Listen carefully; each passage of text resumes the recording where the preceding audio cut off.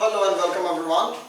So welcome to this Dakshina e-learning platform and आज हम लोग बायोलॉजी पेपर डिस्कशन करने वाले हैं MJT2 यानी कि मेजर टेस्ट 2 का.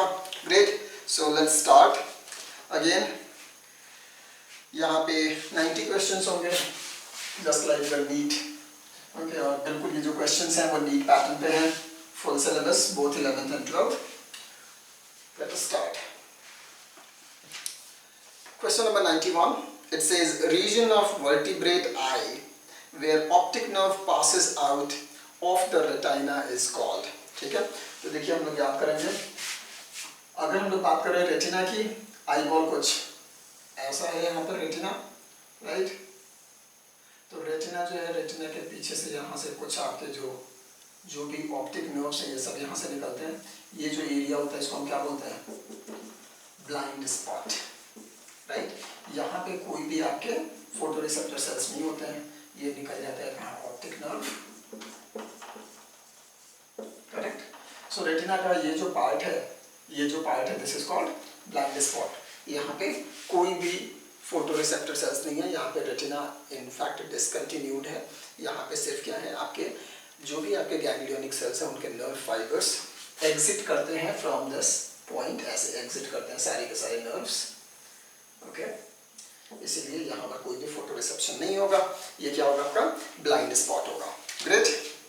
चलिए, फोबिया आपको पता है. फोबिया क्या होता है? Fovea is the pit. यहाँ पर क्या देखते हैं? यहाँ पर एक छोटा सा गड्ढा है. हाँ जी, इस गड्ढे को लोग क्या बोलते हैं?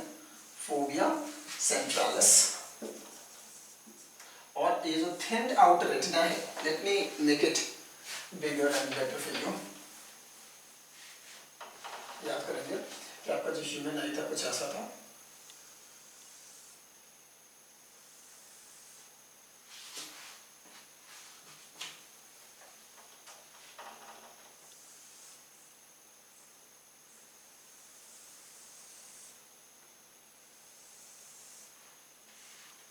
राइट. यहाँ पर आपका कुछ लेंस है, सिलियरी बॉडीज वगैरह हैं यहाँ पर अटैच्ड हैं. और ये आपका कोर्वाइड का लेयर है. यहाँ पर कोर्वाइड का लेयर है. और यहाँ से आपका almost 2/3 part of the I is covered by retina.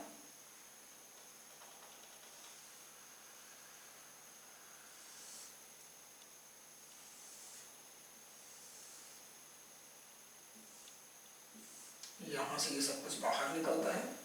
और ये जो पार्ट है this is called blind spot. ये जो पार्ट है दिस इज कॉल्ड फोबिया सेंट्रालिस. ये जो आपका थिन्ड आउट पार्ट है रेटिना का, इसको हम लोग क्या बोलते हैं? मैकुला. ओके. एंड आइरिस आपको पता है, आइरिस कहाँ है? यहाँ पर है. This is your iris. ठीक है, इसीलिए यहाँ पे करेक्ट आंसर क्या है? Third, blind spot. Question number 92 देखेंगे हम लोग.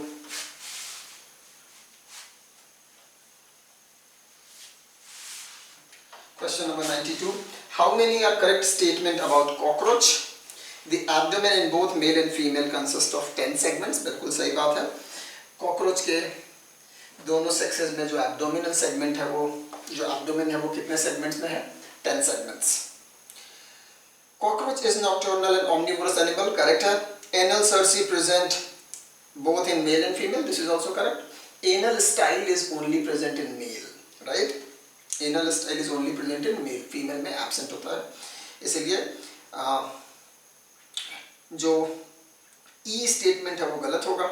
Hepatic ceca are excretory organs of cockroach. नहीं जी, excretory organ कौन होगा? Malpighian tubule. ठीक है. Hepatic ceca क्या है? Hepatic ceca is like our digestive gland. It secretes digestive juices. ठीक है. तो डी और ई दोनों गलत है. ए बी सी सही है. Option number 3. 93 देखेंगे.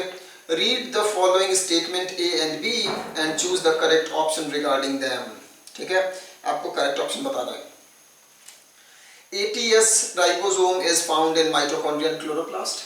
बिल्कुल गलत है. माइटोकॉन्ड्रियल क्लोरोप्लास्ट में कैसा राइबोसोम होगा? 70S. कैसा होगा? 70S, not ATS. यहाँ पे 70S होता है. Mitochondria and chloroplast both are organelle within organelle. This is also wrong. Organelle within organelle किसको हम बोलते हैं, याद रखेंगे. Organelle within organelle is ribosomes. क्यों हम बोलते हैं? Because ribosome is found in mitochondria and chloroplast. And mitochondria and chloroplast खुद भी क्या है? Organelle है. तो एक organelle है राइबोसोम, जो कि किसके अंदर प्रेजेंट है? Another organelle like mitochondria and chloroplast. इसीलिए हम लोग राइबोसोम को क्या बोलेंगे? Organelle within organelle. तो माइटोकॉन्ड्रिया को हम क्या बोलेंगे? माइटोकॉन्ड्रिया को याद रखेंगे, हम लोग बोलते हैं cell within a cell. Cell within a cell is mitochondria और क्लोरोप्लास्ट. ठीक है, माइटोकॉन्ड्रिया और chloroplast is cell within a cell. Organelle within organelle is ribosome. ठीक है, so both A and B statements are incorrect. Option number 4. Question number 94 देखेंगे.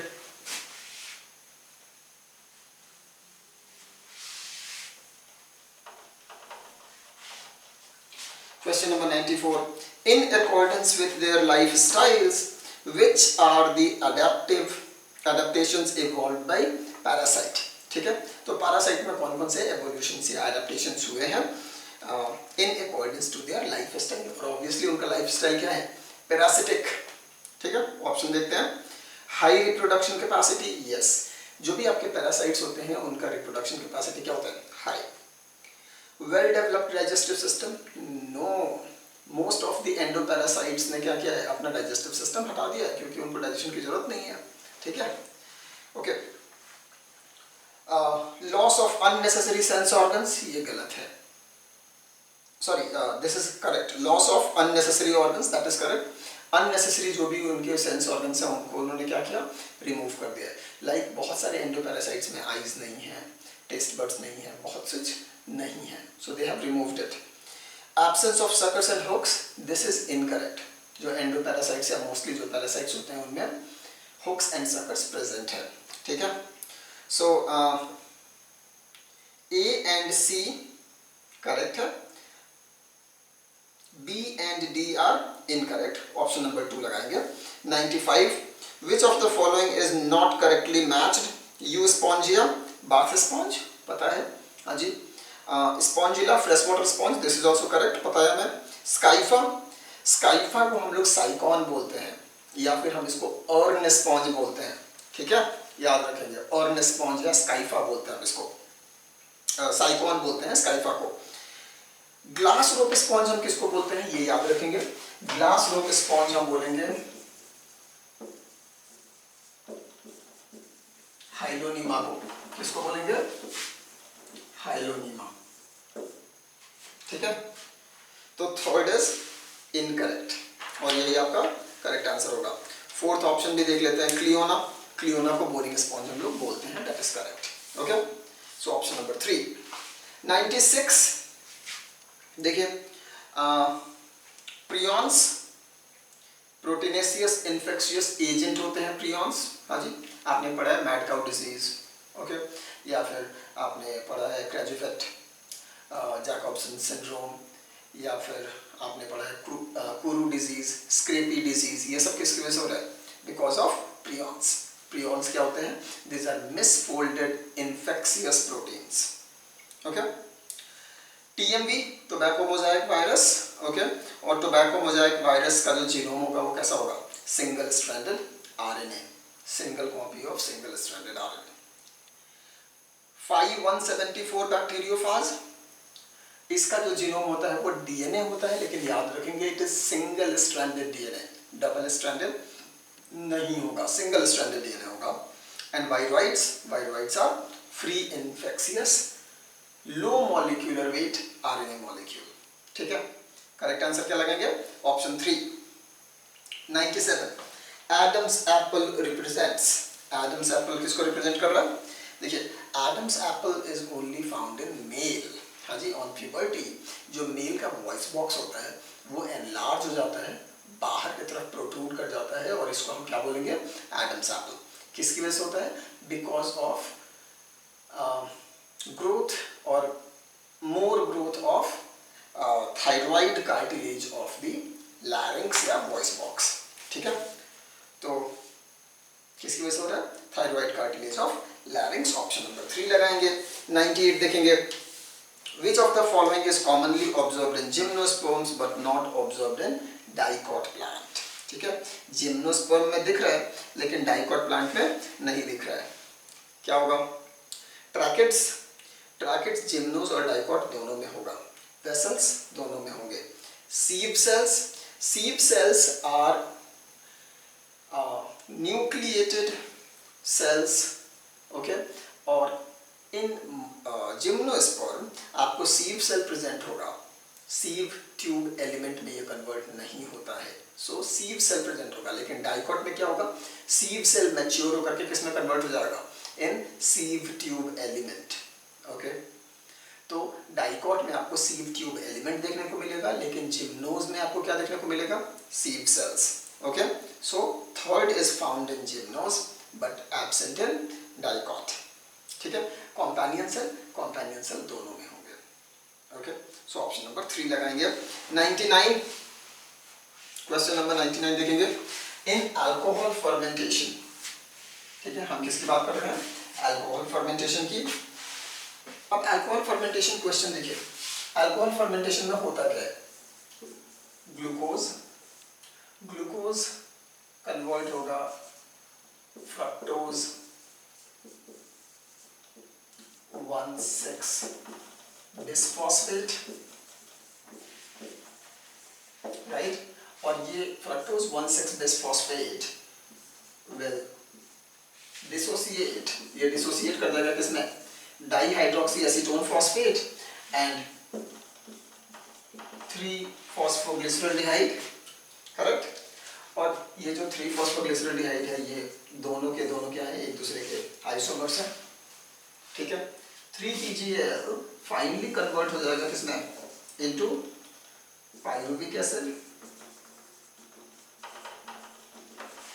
2 molecules of pyruvic acid, और याद रखेंगे 3-PGAL से यहाँ पर बनता क्या है?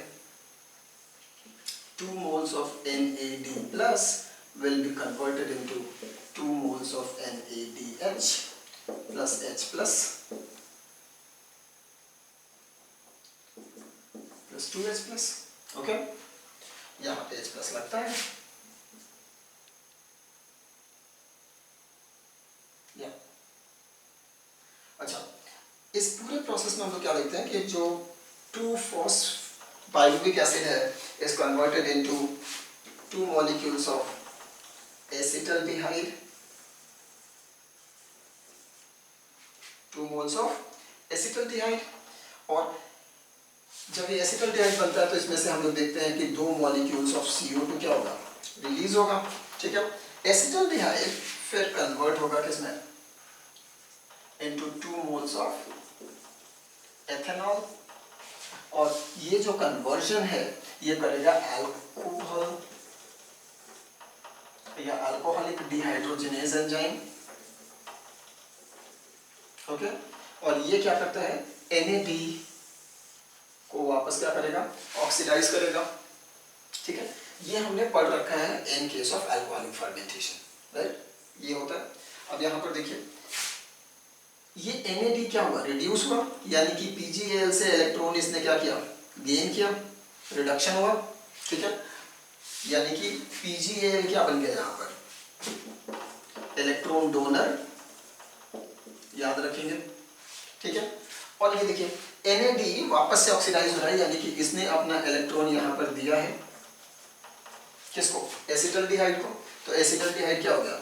इलेक्ट्रॉन एक्सेप्टेड, हाँ ना? ठीक है, बात समझ में आ रही है? ध्यान रखेंगे। तो यहाँ पर जब हम अल्कोहलिक फर्मेंटेशन की बात करते हैं तो जो आपका ट्राइयोज फॉस्फेट है ये क्या है? 3-PGAL is 1, और ट्राइयोज फॉस्फेट, ट्राइयोज क्योंकि ये 3 कार्बन का बना हुआ है, एंड ये फॉस्फेटेड फॉर्म में है, इसीलिए क्या है, ट्राइयोज फॉस्फेट, 3 कार्बन का है, ठीक है, C3 है, तो ये आपका क्या है, it is a triose phosphate and triose phosphate is the electron donor, जिस इलेक्ट्रॉन को लेकर के NAD क्या होगा, रिड्यूस होगा इन NADH, ठीक है, और ये NADH वापस ऑक्सीडाइज होगा, इसका इलेक्ट्रॉन लेगा कौन, एसिटल्डिहाइड, तो एसिटल्डिहाइड क्या बन गया, इलेक्ट्रॉन एक्सेप्टर, और ये लेकर के किस में कन्वर्ट हो जाएगा, 2 moles of ethanol. Is it clear?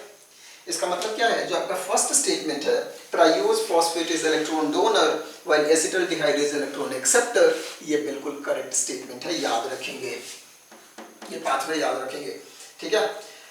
ट्राइयोज phosphate is electron donor while pyruvic acid is electron acceptor, pyruvic acid electron acceptor नहीं है, इलेक्ट्रॉन एक्सेप्टर कौन है, acetaldehyde.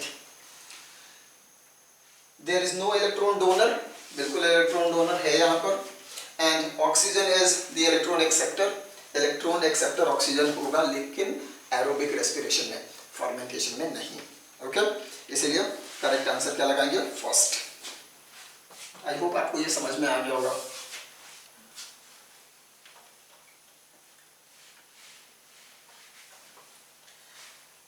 Question number 100,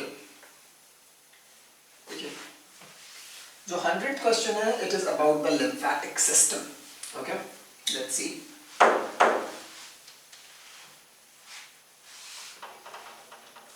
it says which of the following statement is incorrect, कौन सा गलत है ये आपको बताना है।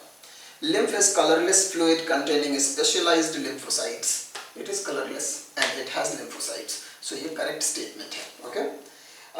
The mineral distribution of both plasma and tissue fluid are similar.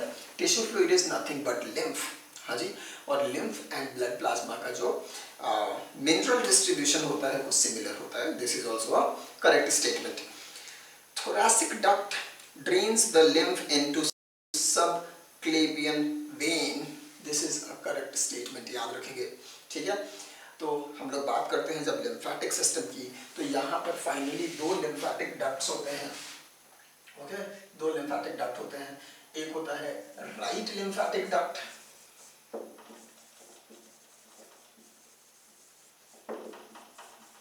और दूसरे को हम लोग लेफ्ट नहीं बोलते हुए क्या बोल देते हैं, thoracic duct, okay. Right lymphatic duct drains the lymph into, ये किस में करेगा, इनटू अ ब्लड वेसल, और ये ब्लड वेसल कौन सा है, this is right subclavian vein, और जो थोरैसिक डक्ट है, it drains it's lymph into left subclavian vein, ठीक है। तो जो thoracic duct है, it drains the lymph into left subclavian vein is a correct statement. The lymphatic capillaries and ducts are called lymph organs. देखिए इनको lymph organs नहीं बोलते हैं, lymph organs are different, right? Like spleen. Spleen is a lymph organ. Thymus is a lymph organ, ठीक है। Bone marrow is a lymph organ. जहाँ पे आप पढ़ते हो primary and secondary lymph organs, okay? Lymph capillaries and lymph ducts are not lymph organs. So ये statement क्या है, incorrect है, आंसर लगाएंगे 4th, ठीक है।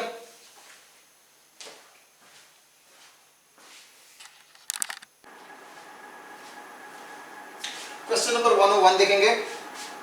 101 जो क्वेश्चन है, यहाँ पे एक डायग्राम बना हुआ है, उसमें A B C मार्क्ड है, ठीक है। जो A है is corpora quadrigemina, corpora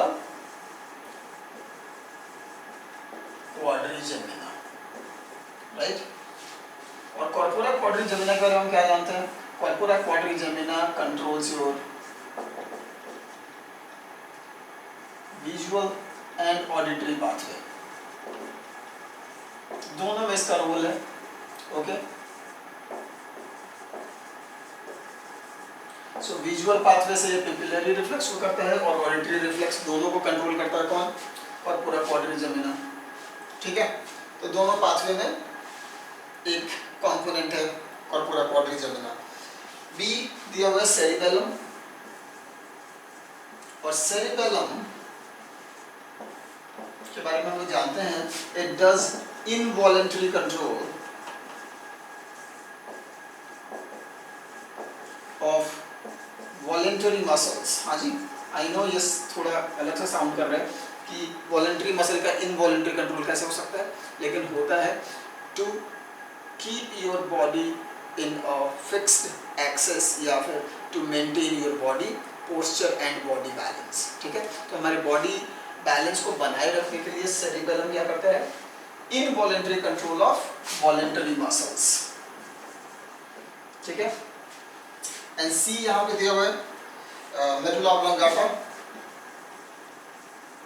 medulla क्या करता है, medulla has a lot of control centres. हाँ जी, बेसिकली जितने भी आपके इनवॉलेंटरी एक्टिविटीज हैं उनमें से बहुत सारे इनवॉलेंटरी एक्टिविटीज का कंट्रोल सेंटर क्या है, मेडुला। ठीक है, controls many involuntary activities like peristalsis, like heart rate, okay, like breathing rate, okay, like your blood pressure regulation। तो blood pressure regulation भी करता है कौन, मेडुला ऑब्लोंगाटा। ठीक है, सो सिंस ये सारे हमें फंक्शंस पता चल गए हैं, now which should be the correct answer, option number 2। okay, यहाँ पे मैच करना था आपको, आप मैच कर लेंगे on the basis of the given information। Question number 102 देखिए,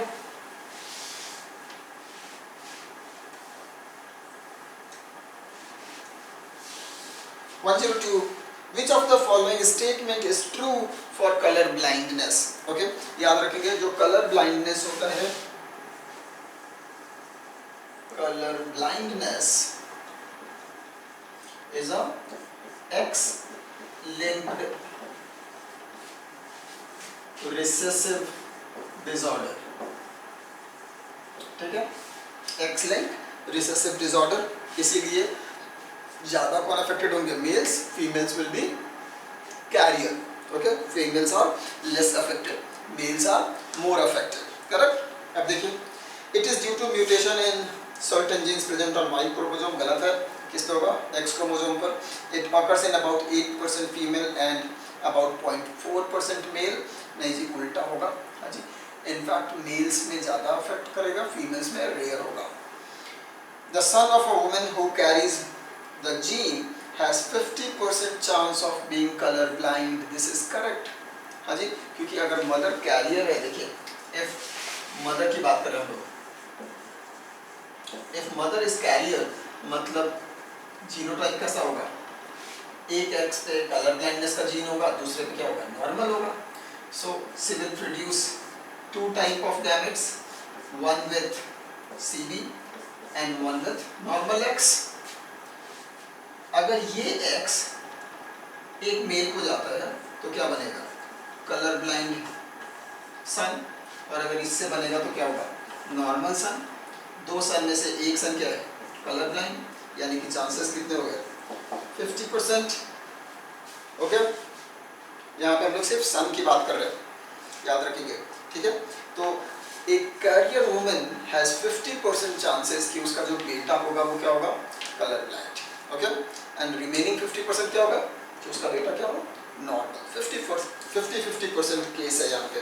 okay, so third is correct statement, it is a autosomal link disorder, ये तो गलत हो गया।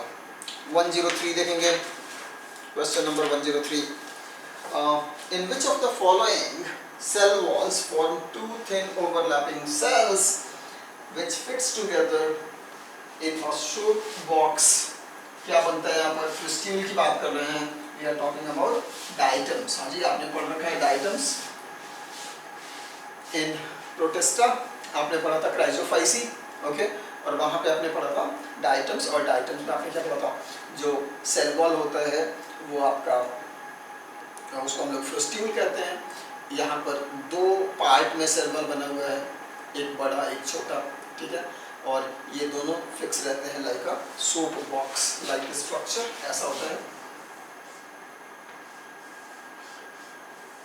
और यहाँ पर क्या है, ऑर्गेनिज्म, ठीक है, तो यहाँ पर ये दोनों मिलकर के क्या बनता है, दिस इज फ्रिस्ट्यूल, जो कैसा होता है, सोप बॉक्स लाइक स्ट्रक्चर, अगर आपको याद है। एंड जो फ्रिस्ट्यूल होता है ये कैसा होता है, इंडिस्ट्रक्टिबल,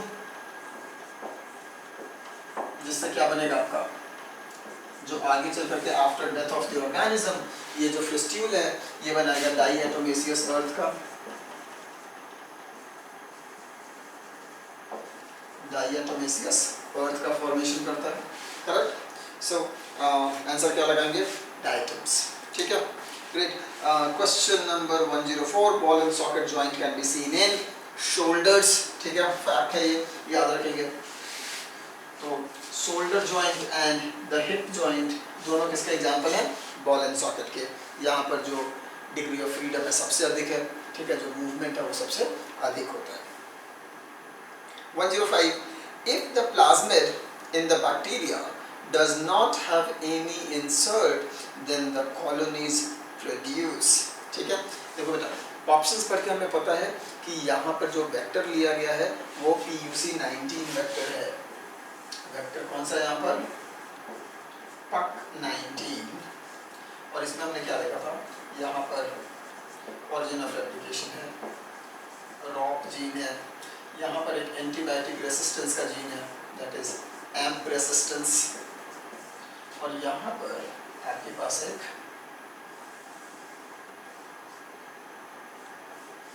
प्रमोटर है, and this is your LAC-Z gene, जो कि रेस्पॉन्सिबल होता है किसके लिए, ब्लू व्हाइट कलरेशन के लिए, ब्लू व्हाइट स्क्रीनिंग के लिए, राइट। नाउ क्वेश्चन क्या बोल रहा है कि if a plasmid in a bacteria does not have any insert, okay, then the colonies produce, यहाँ पे कोई insert नहीं है, ठीक है। अगर insert नहीं है इसका मतलब क्या होगा, एम्प रेसिस्टेंस भी पूरी तरह से फंक्शनल है, और लैक्सीजीन भी पूरी तरह से क्या होगा, फंक्शनल। लैक्सीजीन फंक्शनल होगा तो ये किसका फॉर्मेशन करेगा, बीटा गैलेक्टोसिडेज का, ओके।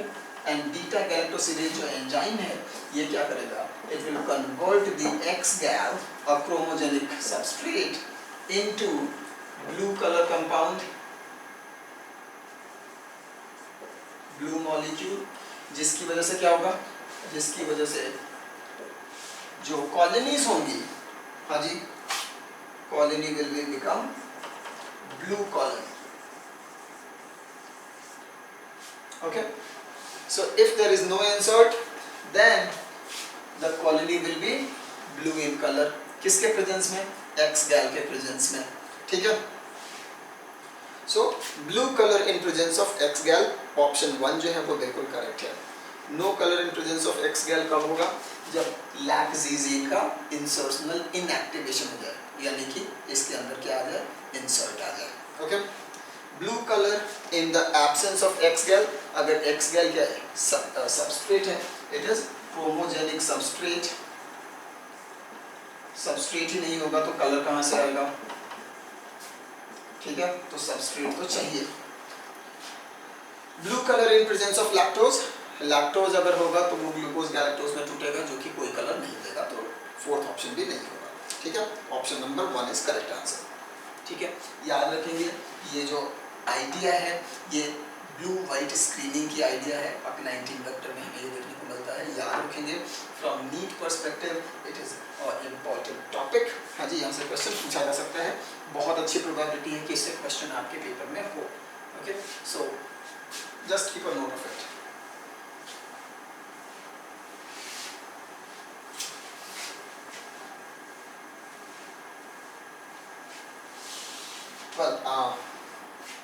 क्वेश्चन नंबर 106 देखेंगे, which of the following is mismatched, vitamin A जीरोप्थैल्मिया, correct है, विटामिन ए से नाइट ब्लाइंडनेस होता है जिसको हम क्या बोलते हैं, जीरोप्थैल्मिया। विटामिन डी रिकेट्स, बिल्कुल सही बात है। विटामिन के से बेरी बेरी नहीं होता है, ओके ओके। विटामिन बी की कमी से बेरी बेरी होगा, okay, vitamin C, scurvy, that is also correct. So incorrect कौन सा है, मिसमैच कौन सा है, option 3. 107. In human being urea is synthesised in, urea कहाँ से बनता है, इन लीवर. हाँ जी, तो याद रखेंगे कि हमारे लीवर में एक साइकिल होता है जिसको हम बोलते हैं ऑर्निथिन साइकिल. और ऑर्निथिन साइकिल हमने क्या लिखा है, 2 moles of ammonia plus 1 mole of CO2 is converted, obviously at the expense of ATP, it is converted into 1 molecule of urea. Okay? इसको हम लोग क्या बोलते हैं, ऑर्निथिन साइकिल. ग्रेट, कहाँ होता है, लीवर में. सो आंसर क्या लगाएंगे, ऑप्शन नंबर 2. बहुत इजी क्वेश्चन है ये. 108 देखेंगे. 200 million years ago, 200 million years ago की बात कर रहे हैं हम लोग. ठीक है. Some reptiles went back into water to evolve into fish-like reptiles. These were probably Ichthyosaurus. NCERT की लाइनें बेटा याद रखेंगे. ठीक है. तो fish-like reptiles में कन्वर्ट हो गए some of the dinosaurs. और ये कौन थे, they were Ichthyosaurus. Option number 1 लगाएंगे. टायरेनोसोर्स आपको मालूम है टीरेक्स है, ये टेरेस्ट्रियल थे, कार्निवोर्स थे, प्रीडेटर थे. ओके. टिरानोडॉन एक्वेटिक थे, बर्ड लाइक. एंड स्टेगोसॉरस, उनके पीठ पे ऐसे बड़े बड़े स्केल्स हैं. एनसीईआरटी का एक डायग्राम है, एवोल्यूशन चैप्टर में देखेंगे उसको. ओके. ऑप्शन नंबर 1 लगाएंगे. 109. Which one of the following is not part of endomembrane system? Vacuole, Golgi and ER. ये तीनों किसके पार्ट होते हैं, एंडोमेम्ब्रेन सिस्टम के. माइटोकॉन्ड्रिया नहीं होता है, ऑप्शन 4 लगाएंगे.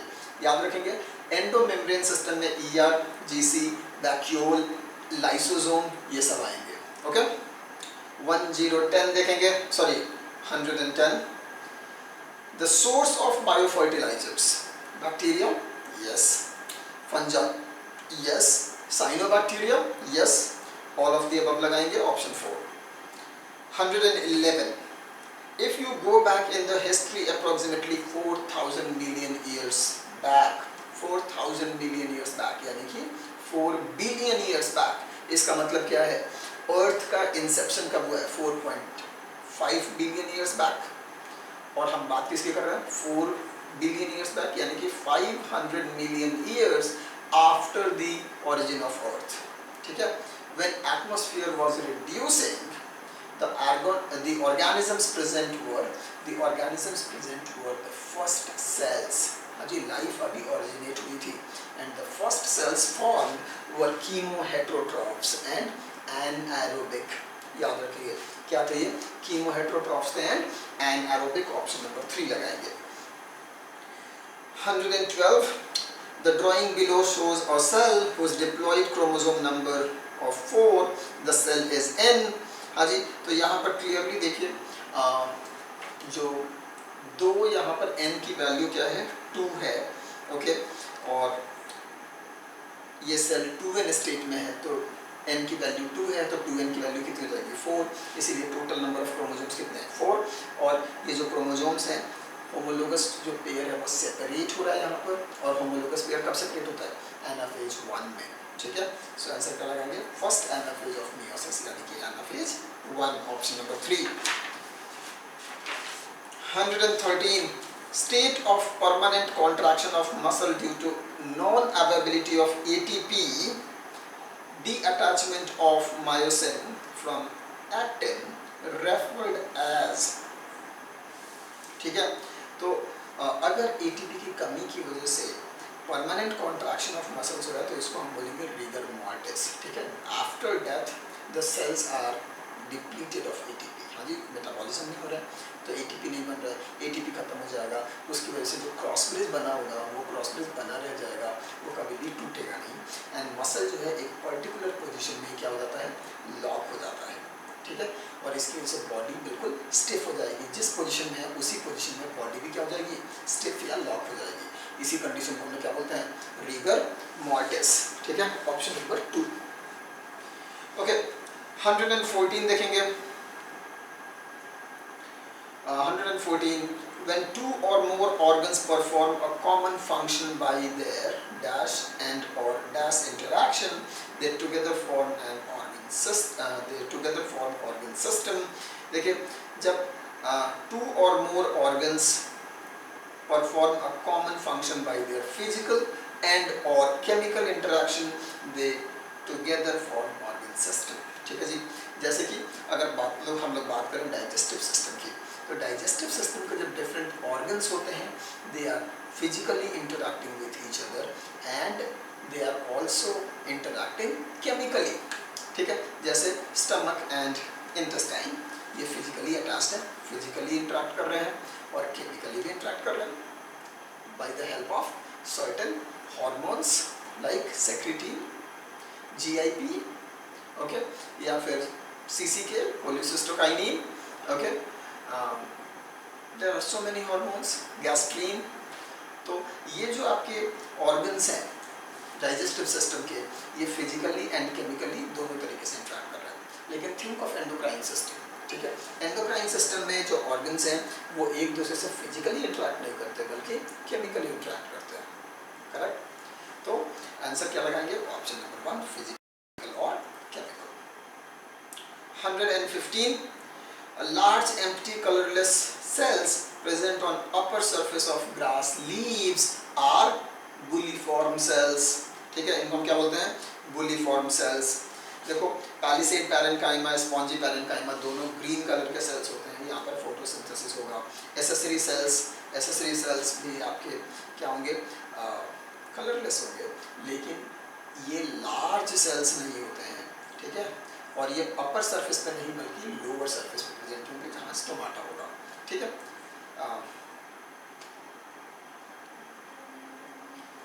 जो बुलिफॉर्म सेल्स हैं वो ऊपर प्रेजेंट होते हैं, लार्ज होते हैं, कलरलेस होते हैं और ये हेल्प करते हैं in exposure of the leaf, lamina या leaf blade. So option number 2 लगाएंगे। NCERT का लाइन था ये। 116. Given below is an incomplete table about certain hormones.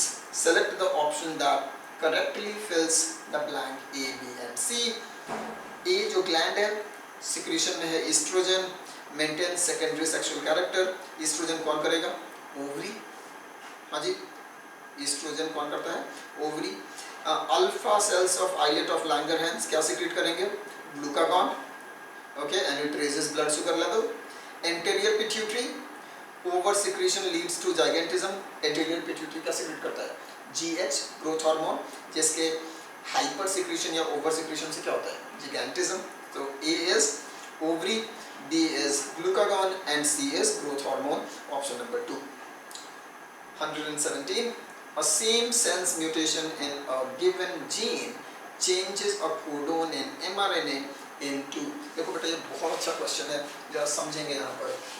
117. Same sense mutation. हाँ जी, मान लीजिए कि यहाँ पर एक DNA है 3 prime to 5 prime and this is our DNA, और मान लीजिए कि यहाँ पर हमारे पास था A, this was our codon A। इससे जो आपका mRNA बनेगा वो क्या होगा? 5 prime to 3 prime, this is our mRNA। Okay, यहाँ पर A की जगह यहाँ पे क्या लग जाएगा? U, correct. और U जो है ये एक सेंस कोडोन है जो किसको कोड करेगा? फिनाइल एलानिन को।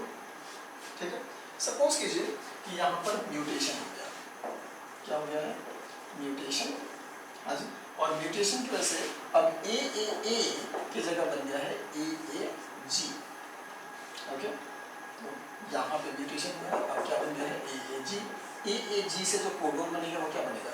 UUC, और UUC is a sense codon जो किसको कोड करेगा? ये भी फिनाइलएलानिन को। यानी कि UUU and UUC, okay, ये दोनों क्या है आपके डीजेनरेट कोडॉन्स हो गए। ये क्या होगा डीजेनरेट सेंस कोडॉन्स। तो जब एक ऐसा म्यूटेशन हो रहा है, same sense mutation will give rise to किसको डीजेनरेट सेंस कोडॉन्स। ठीक है जी, याद रखेंगे, ऑप्शन नंबर 1 लगाएंगे।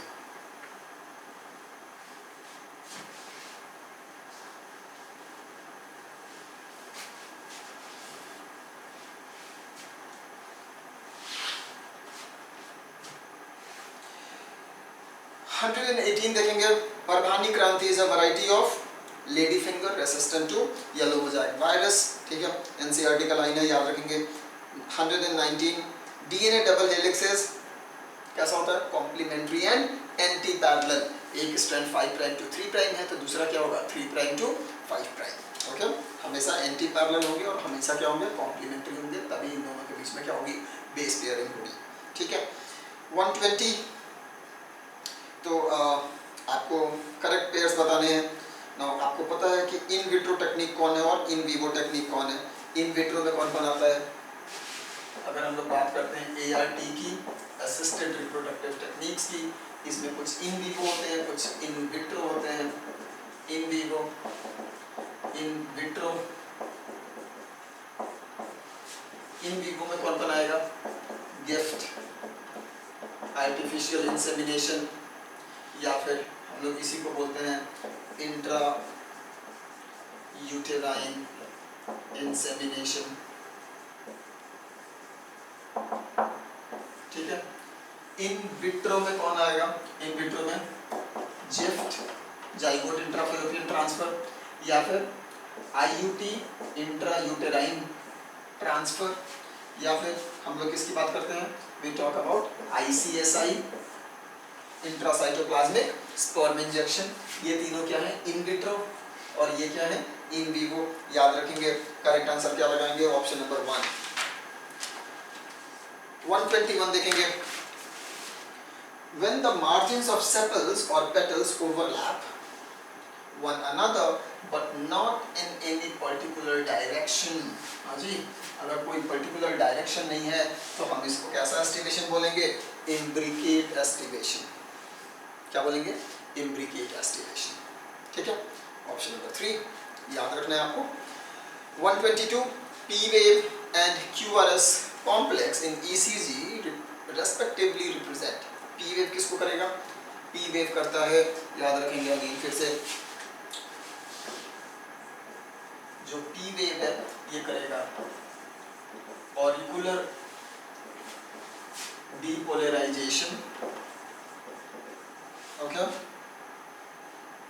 एंड ऑरिकुलर या एट्रियल, एंड QRS जो कॉम्प्लेक्स है ये करता है टू वेंट्रिकुलर डीपोलराइजेशन। ओके, तो करेक्ट आंसर क्या लगाएंगे, option number 3।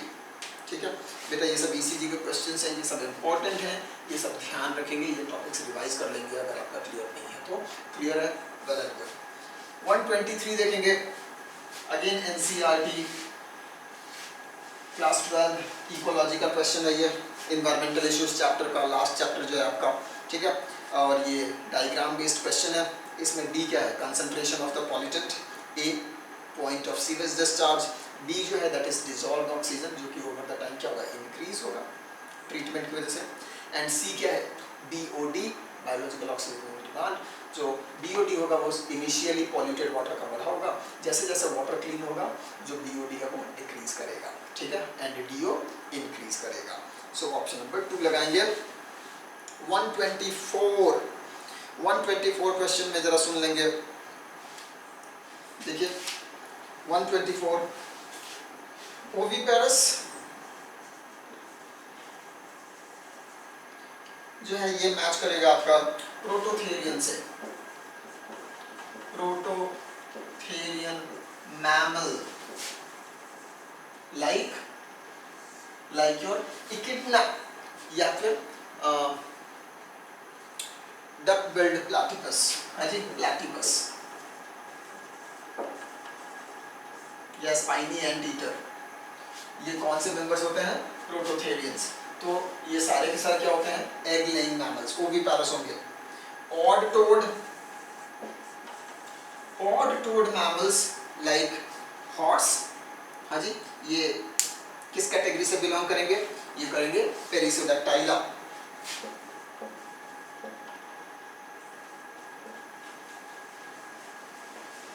पेरिसोडैक्टाइला horse. Scaly anteater,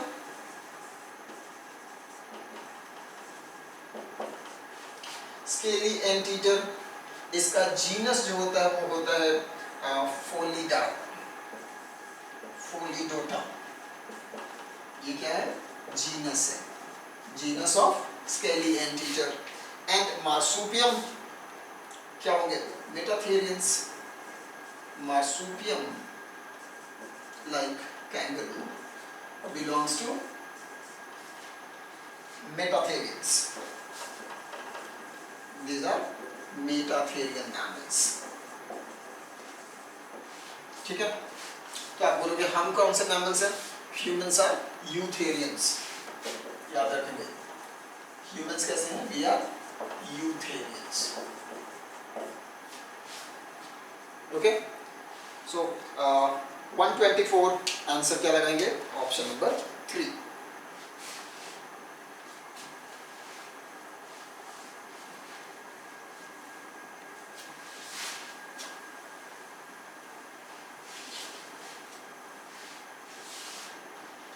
question number 125 देखेंगे। Which of the following statement is not correct? Pyramid of number can never be inverted. This is a wrong statement. ठीक है, pyramid of number in case of tree ecosystem is either spindle shaped और inverted. तो ये inverted हो सकता है। ठीक है, ये स्टेटमेंट गलत है। ठीक है, जो पहला स्टेटमेंट दिया हुआ है वो गलत है। Pyramid of number in case of tree ecosystem can be inverted or spindle shape. Second, pyramid of energy can never be inverted. बिल्कुल सही बात है, एनर्जी का पिरामिड कभी भी उल्टा नहीं होता। pyramid of number in parasitic food chain will be inverted, correct है। ठीक है, and pyramid of biomass may be inverted or upright, this is also correct। biomass mostly upright होगा, लेकिन in case of aquatic ecosystem क्या हो जाएगा? inverted। Okay, सो 125 का first लगाएंगे। 126, mantle cavity is space between visceral hump and mantle. ठीक है, तो याद रखेंगे मैंटल और शेल के बीच के जो स्पेस होता है उसको हम कभी भी मैंटल कैविटी नहीं बोलते। मैंटल कैविटी क्या है? विसरल हम्प यानी कि विसरल ऑर्गन्स एंड मैंटल के बीच का कैविटी को हम क्या बोलेंगे? Mantle cavity. Okay, option number 1। 127, lichens are best indicator of air pollution, specially कौन सा? SO2। ठीक है, सल्फर डाइऑक्साइड। ऑप्शन 3 लगाएंगे। 128, the product of triple fusion is endosperm. ठीक है, triple fusion, 2 polar nucleus and एक सेकंड मेल गैमेट, ये तीनों जब एक साथ फ्यूज होंगे तो उससे क्या बनता है? Triploid PEN, primary endosperm nucleus. And जो ट्रिप्लोइड PEN है उससे क्या डेवलप होगा? एंडोस्पर्म। देखेंगे ये दो क्या है? 2 पोलर न्यूक्लियाई, जो कहाँ देखने को मिलता है आपको? In central cell. हाँ जी, सेंट्रल सेल में आपको क्या मिलता है? 2 पोलर न्यूक्लियाई। और ये किसके साथ फ्यूज कर जाएगा फिर? It will fuse with the third nuclei. ये कौन सा होगा? Second male gamete. और ये सब जब फ्यूज करेंगे तो इसी को हम लोग बोलते हैं ट्रिपल फर्टिलाइजेशन या triple fusion. Sorry, triple fusion बोलेंगे। और इससे बनेगा क्या? इससे बनेगा आपका PEN, प्राइमरी एंडोस्पर्म न्यूक्लियस, जो कि डिवाइड करेगा बाय माइटोसिस और क्या बना देगा? एंडोस्पर्म। इसका प्लॉइडी क्या हो जाएगा? 3N। तो इसका भी क्या हो जाएगा? 3N। ये क्या था? N N N N। ठीक है, तो करेक्ट आंसर क्या लगाएंगे इसका? Third angiosperm. 129 देखेंगे, question number 129। India is one of the 12 mega diversity countries in the world of the world. It shares what percentage of global species diversity?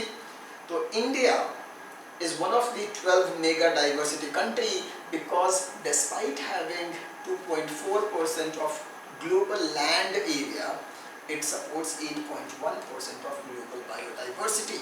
ठीक है, answer क्या होगा? ऑप्शन 4, 8.1%। ठीक है, तो अगर हम लोग बात करें इंडिया की,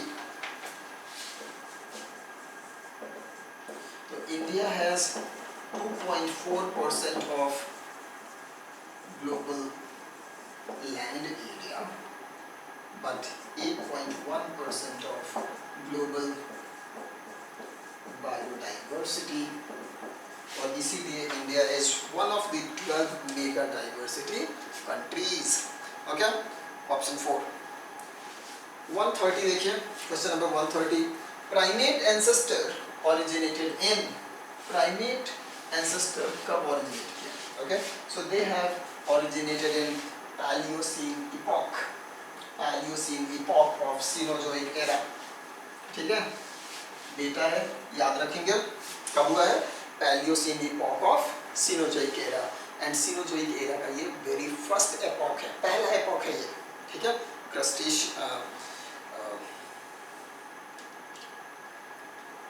so first epoch है Paleocene. This was immediately after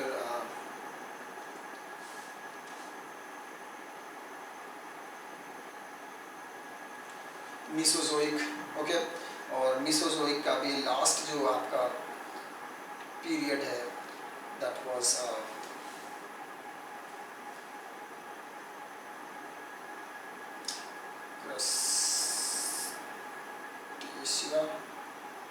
crustacea like he है। हाँ जी, तो उसके बाद तुरंत पैलियोसीन एपॉक आता है, और उसमें आपका किसका ओरिजिन हुआ है? प्राइमेट एंसेस्टर्स का, right? So that was after the extinction of dinosaurs. Option number 3। 131 देखेंगे, which of the following statement is correct about the enzyme inhibition represented by the following graph. ठीक है, अब यहाँ पे ग्राफ देखो, जो ग्राफ बना हुआ है, एब्सेंस ऑफ इनहिबिटर का जो स्लोप है वो ज़्यादा है, और इन प्रेजेंस ऑफ इनहिबिटर जो स्लोप है वो कम हो गया है। Vmax दोनों का सेम है, राइट? Vmax में कोई भी चेंज नहीं हुआ है। इसका मतलब ये कैसा है? It is a competitive inhibition. कैसा इनहिबिशन है? Competitive inhibition. और अगर इसका आप हाफ Vmax की वैल्यू निकालेंगे, ठीक है, और उससे अगर आप Km की वैल्यू निकालेंगे, माइकलिस मेंटेन कांस्टेंट Km की वैल्यू, तो इन प्रेजेंस ऑफ इनहिबिटर देखो Km की वैल्यू क्या हो रही है? इंक्रीज होगी। ठीक है, सो option number 1, the value of Km is increased in this type of inhibition. ठीक है, Vmax में कोई भी चेंज नहीं होगा। ये किस तरह का इनहिबिशन है? ये कॉम्पिटिटिव इनहिबिशन है। इसका एग्जांपल याद रखेंगे, मैलोनेट एंड सल्फा ड्रग्स, ये दो एग्जांपल हमेशा याद रखेंगे। किसका? कॉम्पिटिटिव इनहिबिशन का। 132 देखेंगे, question number 132, which technique is generally used to obtain a large herd size in short time? MOET, multiple ovulation embryo transfer। ठीक है, अगेन स्ट्रेट फ्रॉम NCERT। 133, ये क्वेश्चन बेटा टीनिया सोलियम के लाइफ साइकिल पे based है, और ये आपके सिलेबस में नहीं है, बट स्टिल एक दो एक्स्ट्रा पॉइंट हमें पढ़ना चाहिए। So we are going to discuss this question. Which of the following stage of larva is absent in Taenia solium? हाँ जी, टीनिया सोलियम यानी कि प्लैटीहेलमिन्थस, फ्लैटवर्म। ओके, और उसमें हेक्साकैंथ लार्वा होता है।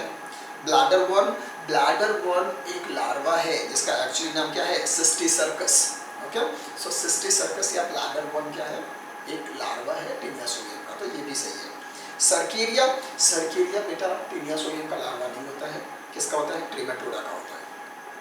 ओके, सर्केरिया इज और लार्वा ऑफ ट्रिमेटोडा, टीनिया सोलियम का लार्वा ये नहीं है, और यही आपका करेक्ट आंसर है। ऑन्कोस्फियर, ऑन्कोस्फियर भी टीनिया सोलियम का लार्वा होता है। ओके, ऑप्शन नंबर 3 लगाएंगे।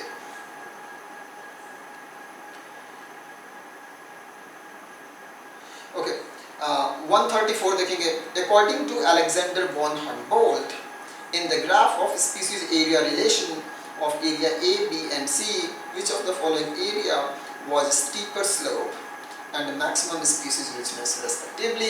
देखिए करेक्टली अगर आप इस ग्राफ को देखेंगे तो जो C है, थर्ड जो ग्राफ है C ग्राफ, उसका जो स्लोप है वो मैक्सिमम है, एंड जिसका स्लोप अधिक है उसकी स्पीसीज रिचनेस भी क्या होगी, अधिक होगी। सो आंसर लगाएंगे C and C, option number 4। 135 at the end of protein synthesis at the time of protein synthesis, rRNA provides attachment site to, rRNA किसके attachment site को देता है, rRNA provides site for attachment of mRNA and tRNA, mRNA and tRNA। जो small सब unit है वो mRNA को attach करने के लिए साइट प्रोवाइड करेगा, एंड tRNA के लिए कौन देगा, लार्ज सब यूनिट ऑफ राइबोसोम यानी कि उसका rRNA। ठीक है, तो rRNA जो है वो mRNA और tRNA दोनों के लिए देगा। ठीक है, rRNA खुद के अटैचमेंट के लिए कोई साइट प्रोवाइड नहीं करता है। ओके, इसलिए 135 का आंसर लगाएंगे second, mRNA and tRNA। Okay, हम लोग देखेंगे बाद में कि जो rRNA है, ठीक है, rRNA से राइबोसोमल सब यूनिट बने हुए हैं, एंड जो लार्जर सब यूनिट है उसमें आपका tRNA का जो टी साइज स्वरूप है वो लार्जर सब यूनिट के rRNA से इंटरेक्ट करता है। ओके, और उसके साथ इंटरेक्ट करके फिर प्रोटीन सिंथेसिस में हेल्प करता है, जबकि mRNA किसके साथ बाइंड करेगा, with the rRNA of smaller सब यूनिट, यानी कि आइदर 16S और 18S rRNA। ग्रेट, 135 का ऑप्शन नंबर 2। 136 देखेंगे, roots associated with nitrogen fixing bacteria are nodulated roots. ठीक है, fusiform root, nodulose root and napiform root, ये सब फूड स्टोरेज के लिए होते हैं। नोड्यूलेटेड रूट किसके लिए होता है, आपका नाइट्रोजन फिक्सेशन के लिए। जब राइजोबियम स्पीसीज आएंगे तो रूट नोड्यूल का फॉर्मेशन करते हैं, और ऐसे रूट को क्या बोलते हैं, नोड्यूलेटेड रूट। कहाँ कहाँ मिलेगा, लेग्यूम्स में मिलेगा, फ्रैंकिया एल्नस में बनाएगा। हाँ जी, सो option number 2। 137, which statement is true concerning this food chain, grass, rabbit, snake and hawk। ठीक है, अब ये जो फूड चेन है ये एक ग्रासलैंड का है। ठीक है, और इसमें आपका pyramid of energy, pyramid of number, pyramid of biomass, तीनों के तीनों पिरामिड्स क्या होंगे, अपराइट। अपराइट होगा, इसका मतलब क्या है, जो हायर ट्रॉफिक लेवल का बायोमास होगा वो अपने नीचे वाले ट्रॉफिक लेवल से क्या होगा, कम होगा, और अपने ऊपर वाले ट्रॉफिक लेवल से ज़्यादा होगा। ठीक है, so each population has greater biomass than its predator population is a correct answer, option number 4, बाकी सब गलत है। 138, in which type of method embryo is formed from any diploid cell of ovule except embryo sac। ठीक है, अब देखिए यहाँ पर 138 जो है बेटा ये आपका एपोमिक्सिस का केस है। 138 एपोमिक्सिस का केस। सपोज कीजिए कि दिस इज योर ओव्यूल, यहाँ पे आपका एग है, this is your synergids, polar nuclei of central cell, and these are your antipodal cells। Now suppose कि यहाँ पर आपका थोड़ा सा क्या है, न्यूसेलस भी बचा हुआ है, दिस इज योर न्यूसेलस, और यहाँ पर साथ में क्या है, this is your integument. Okay, ना यहाँ पे थोड़ा सा ध्यान देंगे। देखिए, अगर मान लीजिए कि आपका ये जो न्यूसेलस है, न्यूसेलस का कोई सेल, न्यूसेलस हमेशा क्या होगा, 2n, और ये भी क्या होगा, 2n, जबकि अंदर में जो कुछ भी है, let me make it, okay, जबकि जो भी आपका एम्ब्रियो सैक में जितने भी सेल्स हैं ये क्या होंगे, haploid, haploid, haploid, haploid, haploid, haploid, haploid, haploid, सब हैप्लॉइड होता है। ठीक है ना, अगर कोई भी आपका न्यूसेलस का सेल ये क्या होगा, 2n, या फिर इंटेग्यूमेंट का कोई सेल अंदर आकर के ग्रो कर जाए लाइक एम्ब्रियो, तो इसकी वजह से जो एम्ब्रियो बनेगा इसको हम बोलेंगे एडवेंटिव एम्ब्रियो। इसी फेनोमेना को हम बोलेंगे एडवेंटिव एम्ब्रियोनी। ठीक है, इस केस में क्या हुआ है, याद रखेंगे, embryo is being formed, embryo जो है वो बन रहा है किसी भी डिप्लॉइड सेल से other than of embryo cell. तो आपका चाहे वो इंटेगुमेंट का हो, चाहे वो आपका न्यूसेलस का हो, न्यूसेलस या इंटेगुमेंट का कोई भी डिप्लॉइड सेल अगर डायरेक्टली ग्रो करने लगे एम्ब्रियो की तरफ, तो इसको हम क्या बोलेंगे, एडवेंटिव एम्ब्रियो। ठीक है, फेनोमेना को बोलेंगे एडवेंटिव एम्ब्रियोनी। एंड सिंस यहाँ पर एक से अधिक एम्ब्रियो बनेगा, इसके लिए it will result into adventive poly embryony, जो कि हम कहाँ देखते हैं, इन केस ऑफ साइट्रस। ठीक है, आंसर फोर्थ लगाएंगे। अब आप बोलोगे फिर डिप्लोस्पोरी क्या होता है? सी डिप्लोस्पोरी हम लोग बोलते हैं, सपोज करो कि मेगास्पोर मदर सेल से, ठीक है, मेगास्पोर मदर सेल से बिना मियोसिस हुए डायरेक्टली मेगास्पोर मदर सेल ही डिवाइड करके कैसा ग्रो कर जाए, like a egg cell which is diploid, और वो लेटर डेवलप करने लगे लाइक अ एम्ब्रियो, तो इस कंडीशन को हम बोलेंगे डिप्लोस्पोरी।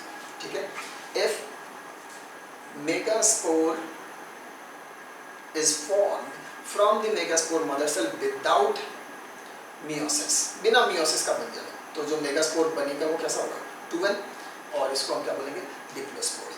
ठीक है, एपोगामी एंड एपोस्पोरी ये ब्रायोफाइटा, टेरिडोफाइटा और इन सबों में मिलता है। ठीक है, यूजुअली ये आपको एंजियोस्पर्म्स में देखने को नहीं मिलता है। आंसर फोर्थ लगाएंगे। 139, question number 139, select the correct option to fill up the blanks. Diseases which are easily transmitted from one person to another are called infectious diseases. Okay, in human body, parasite of malaria initially multiplies within liver and then attacks the RBCs. Okay, colostrum is yellowish fluid secreted by mother during initial days of lactation. And fourth में है bone marrow and thymus are primary lymphoid organs, तो option second लगाएंगे 139 का।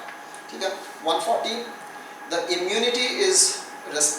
Immunity responsible for graft rejection is T cell immunity या cell based immunity. ठीक है, तो cell based immunity किसकी वजह से होता है, टी लिम्फोसाइट की वजह से, और ये रिस्पॉन्सिबल होता है किसके लिए, ऑर्गन या ग्राफ्ट रिजेक्शन के लिए। ठीक है, ग्रेट, क्यों होता है, क्योंकि ये सेल बेस्ड इम्यूनिटी है, और सेल टू सेल ये एमएचसी के थ्रू रिकॉग्नाइज कर लेंगे कि ये अपना सेल नहीं है, और फिर टी जो इफेक्टर टी सेल है, जिसको हम किलर टी सेल भी बोलते हैं, वो जो ग्राफ्ट के सेल्स हैं उनको किल करना चालू कर देंगे, जिसकी वजह से ग्राफ्ट के सेल्स मरने लगेंगे and the graft will be rejected. ठीक है, 141, which of the following is not a nitrogen fixing micro organism? Azotobacter होता है, फ्री लिविंग है। Rhizobium symbiotic and nitrogen fixing. Azospirillum ये भी आपका सिम्बायोटिक होता है, यूजुअली बेज रूप में मिलता है, या फिर ये फ्री लिविंग भी हो सकता है। ठीक है, Glomus is not a nitrogen fixing organism. ठीक है, तो फोर्थ नहीं होगा, इसलिए आंसर फोर्थ लगाएंगे। 142 देखेंगे, 5-methyl uracil present in which nucleic acid? याद रखेंगे 5-methyl uracil। ठीक है, 5-methyl uracil is nothing but thymine, and thymine कहाँ होगा? ओनली डीएनए, आरएनए में नहीं होगा। आरएनए में क्या होता है? आरएनए में होगा यूरासिल। ठीक है, लेकिन 5-methyl uracil यानी कि थाइमिन कहाँ होगा? सिर्फ और सिर्फ डीएनए में। Okay, 134, PCR and restriction fragment length polymorphism are methods for RFLP यानी कि restriction fragment length polymorphism. Basically में आप इसको VNTR की तरह भी कंसिडर कर सकते हैं, वेरिएबल नंबर टैंडम रिपीट। ठीक है, तो पर्सन टू पर्सन ये क्या होगा? वैरी करेगा, और इसीलिए हम इसको यूज करते हैं in forensic science for DNA fingerprinting. ठीक है, ऑप्शन नंबर 2।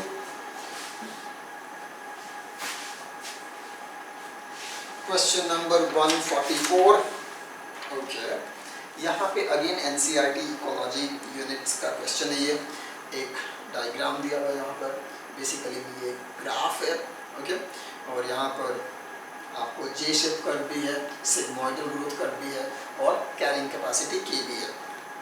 ऑप्शंस पूछ रहा कि कौन सा ऑप्शन इसमें से सही है। Curve A does not show saturation because the rate of population growth is very low. A जो है यहाँ पर क्या शो कर रहा है, ये शो कर रहा है ज्योमेट्रिक ग्रोथ को, जे शेप को दिखा रहा है, ठीक है। और ये किस लिए बनता है, क्योंकि जो ग्रोथ रेट है इट इज वेरी हाई, लो की वजह से नहीं बनता है, हाई की वजह से बनता है, ठीक है। इसलिए इनकरेक्ट स्टेटमेंट है। के is carrying capacity and is specific for a given population, this is true. किसी भी इकोसिस्टम में एक पर्टिकुलर पॉपुलेशन के लिए जो कैरिंग कैपेसिटी होती है वो फिक्स होती है, ठीक है। और ये उसी के लिए स्पेसिफिक होगा, ऐसा जरूरी नहीं है कि हर एक पॉपुलेशन के लिए कैरिंग कैपेसिटी सेम हो। Population to population carrying capacity की वैल्यू चेंज होगी, ठीक है। और ये पॉपुलेशन के लिए स्पेसिफिक होती है। ग्रेट, सो सेकंड स्टेटमेंट सही है। Curve A is obtained when resources are limited, नहीं जी, कर्व ए क्या है, आपका ज्योमेट्रिक ग्रोथ है। ये कब होगा, जब अनलिमिटेड रिसोर्सेज होंगे, उसकी वजह से जो प्रोडक्शन भी होगा वो बहुत ही ज़्यादा होगा, ओके। जिसकी वजह से आपको एक्सपोनेंशियल ग्रोथ मिलेगा, जे शेप कर्व मिलेगा and ultimately population will die when it crosses the carrying capacity. वो एक अलग बात है, लेकिन थर्ड स्टेटमेंट गलत है। Fourth statement, curve B is depicted by a population of small organisms. जी नहीं, जो स्मॉल ऑर्गेनिजम्स होते हैं यूजुअली एक्सपोनेंशियल ग्रोथ को शो करते हैं, वो आपका ए कर्व को शो करेंगे। बी कर्व कौन शो करता है generally, large animals, okay. So fourth भी गलत है, ऑप्शन नंबर 2 लगाएंगे। यही एक स्टेटमेंट है जो सही है। 145, which one bond is formed between oxygen of amide and hydrogen of another amide, ठीक है। देखिए अब यहाँ देखो, ध्यान से देखिए। सपोज कीजिए कि मेरे पास एक एन टर्मिनस है एक प्रोटीन का, और यहाँ पर आपका सपोज कीजिए कि ये सी टर्मिनस है, ये एन है और ये सी टर्मिनस है। यहाँ पर एक हमारा अमाइनो एसिड है एन सी, इससे साथ लगा हुआ सी डबल बॉन्ड ओ, यहाँ लगा हुआ है एन एच सी एच होगा यहाँ पर, ठीक है। यहाँ पर क्या होगा, C double bond O N H, फिर यहाँ पर क्या होगा, सी सी एच, इधर फिर से एक आर ग्रुप निकला होगा, आर ग्रुप, इधर भी क्या होगा R1, may be this is R2, second amino acid, this is R3, फिर यहाँ पर क्या होगा N, इसका क्या होगा H, यहाँ पर क्या होगा CH, यहाँ पर होगा R4 और यहाँ पर फिर क्या होगा C double bond O। Now think, हाँ जी, यहाँ पर जरा ध्यान से देखेंगे अब हम लोग। देखिए ये आपका फर्स्ट अमाइनो एसिड है, okay, this is your second amino acid, okay.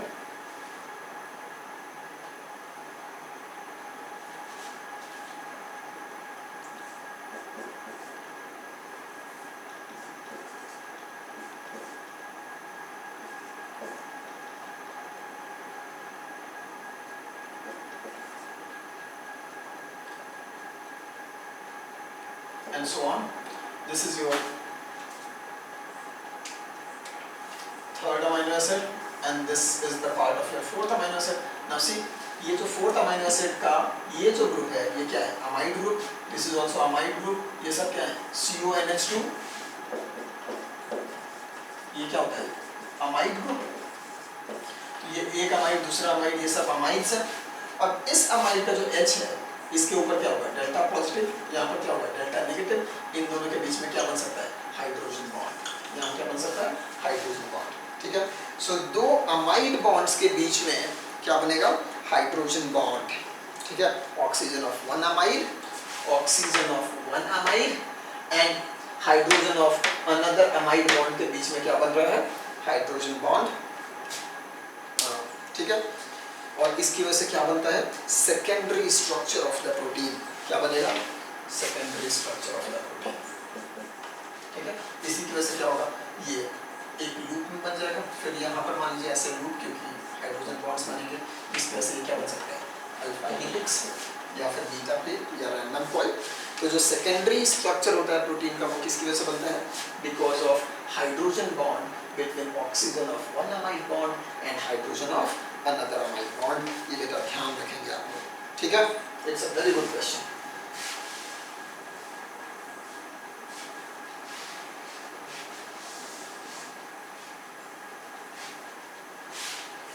Question number 146 देखेंगे, which of the following is और are true? Biowar is the use of biological weapon against human and और देयर क्रॉप्स एंड एनिमल्स। बिल्कुल सही बात है ये, ठीक है।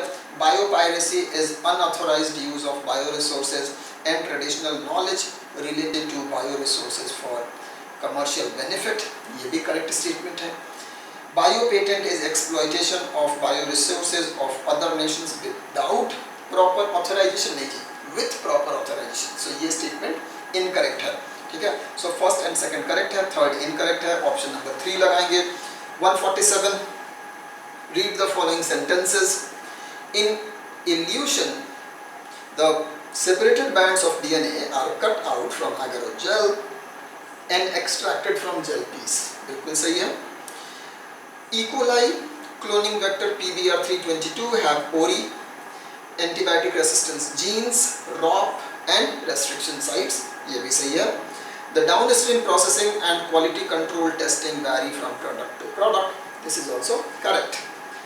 Competent bacterial cells cannot take up plasmid। नहीं जी, competent cells take up DNA plasmid, ठीक है। तो ये स्टेटमेंट इनकरेक्ट हो गया। सो ए बी सी करेक्ट है, डी इनकरेक्ट है। यहाँ पे क्या पूछा है? हाँ जी, ऑप्शन नंबर 3 लगाएंगे, except D all are correct.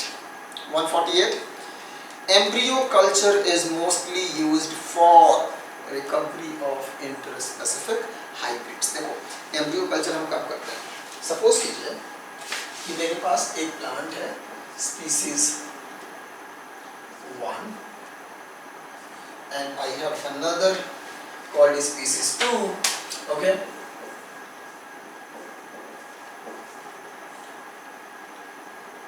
species 1 and species 2, इन दोनों को हमने किसी भी तरीके से क्या कर दिया? इनका क्या करा दिया? फ्यूजन, फर्टिलाइजेशन करा दिया यहाँ पर, और उसकी वजह से क्या बन गया यहाँ पर? Zygote. Now this zygote should develop into embryo, लेकिन किसी वजह से ये एम्ब्रियो मान लो डेवलप नहीं हो पा रहा है, ठीक है। ये अर्ली एम्ब्रियो तो बन रहा है, लेकिन बाद में ये डेवलपमेंट नहीं हो पा रहा है, ठीक है। तो लेट एम्ब्रियो का डेवलपमेंट फेल हो जा रहा है बार बार। तो ऐसे केस में हम लोग क्या करेंगे? We will take few early embryo cells और इसको हम कैसा काम करेंगे? and we will put it, यानी कि ये एक्सप्लांट की तरह काम करेंगे। हम इसको लेंगे और इसको हम कहाँ डाल देंगे? फॉर टिश्यू कल्चर, ठीक है। और इससे अब हम कैलस बना लेंगे और कैलस से प्लांट बन जाएगा। यानी कि हमने इससे क्या किया? जो एम्ब्रियो डेवलप नहीं हो पा रहा था, उस एम्ब्रियो को हमने क्या कर लिया? रेस्क्यू कर लिया। कैसा एम्ब्रियो था ये? इंटरस्पेसिफिक, ठीक है। तो इससे हमने क्या किया? We have done a recovery of interspecific hybrids. हाँ जी, यहाँ पर हमने एम्ब्रियो को क्या किया? रेस्क्यू किया। इसी को हम बोलते हैं एम्ब्रियो रेस्क्यू। किसके लिए किया? For interspecific hybrids, recovery of interspecific hybrids, okay. 149 देखेंगे। 149, ये जो क्वेश्चन है ये रेसिप्रोकल क्रॉस का क्वेश्चन है, ठीक है। रेसिप्रोकल क्रॉस जिसमें कि जीनोटाइप सेम रहता है पेरेंट्स का, लेकिन सेक्स को हम क्या कर देंगे? इंटरचेंज कर देंगे। से फॉर एग्जांपल सपोज करो कि I have a male plant and a female plant, okay. यहाँ पर male plant was red and female plant कैसा है? ग्रीन। इन दोनों को हमने क्रॉस कराया, ठीक है। और इससे हमें जो F1 ऑफस्प्रिंग्स मिले, मान लीजिए ये सारे के सारे क्या हो गए? ग्रीन। हमें क्या लगेगा? Green gene is dominant. अब हम क्या करेंगे? एक रेसिप्रोकल क्रॉस करेंगे जिसमें मेल क्या लेंगे? ग्रीन और फीमेल क्या ले लेंगे, रेड। ओके, और अगर जो F1 है ये सारे के सारे रेड हो गए, इसका मतलब क्या है, इन दोनों से हमें क्या पता चलेगा कि जो कलर का, यहाँ पे जो कलर का इनहेरिटेंस है वो साइटोप्लाज्मिक इनहेरिटेंस है। कैसा है, साइटोप्लाज्मिक इनहेरिटेंस। इस केस में हमने क्या, देखिए कैरेक्टर्स दोनों सेम रखे हैं, मेल एंड फीमेल जो पैरेंट है उनको हमने इंटरचेंज कर दिया है। इसी को हम क्या बोलते हैं, रेसिप्रोकल क्रॉस। और ये हम लोग किस लिए करते हैं, ये हम करते हैं टू डिटरमाइन कि जो भी हम इनहेरिटेंस पढ़ रहे हैं ये न्यूक्लियर जीन का इनहेरिटेंस है या साइटोप्लाज्मिक जीन का इनहेरिटेंस है, यानी कि साइटोप्लाज्मिक इनहेरिटेंस है। ओके ना, इस क्वेश्चन को जब आप देखोगे 149, तो यहाँ पे लिखा हुआ है कि एक बार में ए पैरेंट को फीमेल की तरह ट्रीट किया है, दूसरी बार में बी पैरेंट को फीमेल की तरह ट्रीट किया है, यानी कि हम क्या कर रहे हैं, रेसिप्रोकल क्रॉस कर रहे हैं। ठीक है, और पहले क्रॉस में आपको जो F2 मिला है वो 3:1 के रेशियो में मिला है। ठीक है, फिनोटाइपिक रेशियो क्या है, 3:1। पूछा है कि रेसिप्रोकल क्रॉस में फिनोटाइप का रेशियो क्या होगा अगर ये मेंडेलियन जेनेटिक्स को फॉलो करेगा। ठीक है, अगर ये मेंडेलियन ट्रेट्स हैं तो देखिए Mendelian traits always nuclear inheritance होंगे, हमेशा क्या होंगे, न्यूक्लियर इनहेरिटेंस। अगर न्यूक्लियर इनहेरिटेंस होगा तो ये सिर्फ जीनोटाइप पे डिपेंड करेगा। ठीक है, और इसीलिए आपका फिनोटाइप क्या आएगा, अगेन 3:1। फिनोटाइप में कोई चेंज नहीं होगा। ठीक है, फिनोटाइप कब बदलेगा, जब ये साइटोप्लाज्मिक इनहेरिटेंस हो। अगर फिनोटाइप नहीं चेंज हुआ इसका मतलब ये क्या है, न्यूक्लियर इनहेरिटेंस। और सारे मेंडेलियन ट्रेट्स क्या होते हैं, न्यूक्लियर इनहेरिटेंस, इसलिए आंसर 1 लगाएंगे। 150, regarding composition of polluted water which among the following is not true? Suspended solid, sand, silt, clay, सही है। colloidal matter, fecal matter, bacteria, cloth, बिल्कुल सही है। dissolved material, nitrate, ammonia, phosphate, ये भी सही है। dissolved particles में fecal matter, नहीं जी, fecal matter कैसा है, colloidal है। bacteria colloidal है, लेकिन nutrients like nitrate, ammonia, phosphate ये क्या होंगे, dissolved। तो जो फोर्थ ऑप्शन है वो गलत है, बाकी तीनों सही हैं। ऑप्शन 4 लगाएंगे। 151 देखेंगे, which of the following is a molecule formed in metabolic pathway by the equal splitting of phosphorylated hexose in 2 halves। ठीक है जी, अभी हमने देखा था शुरू में इसी डिस्कशन में कि जब फ्रक्टोज 1,6-बिसफॉस्फेट स्प्लिट करता है तो क्या बनता है, DHAP एंड 3-PGAL, करेक्ट, दोनों क्या है, ट्राइयोज फॉस्फेट्स हैं। याद करिए, fructose 1,6-बिसफॉस्फेट breaks into DHAP and 3-PGAL। ठीक है, ये क्या है, ये भी ट्राइयोज है, ट्राइयोज फॉस्फेट, और दूसरा भी क्या है, ट्राइयोज फॉस्फेट, दोनों क्या है, triose phosphate. Great, so answer लगाएंगे option number, what is the question, option number 4। Great. 152 देखेंगे, लाइट सैचुरेशन ऑकर्स एट 10%। ठीक है, स्ट्रेट फॉरवर्ड क्वेश्चन है। फोटोसिंथेसिस में, photosynthesis, the rate of photosynthesis saturates at 10%। Okay, great.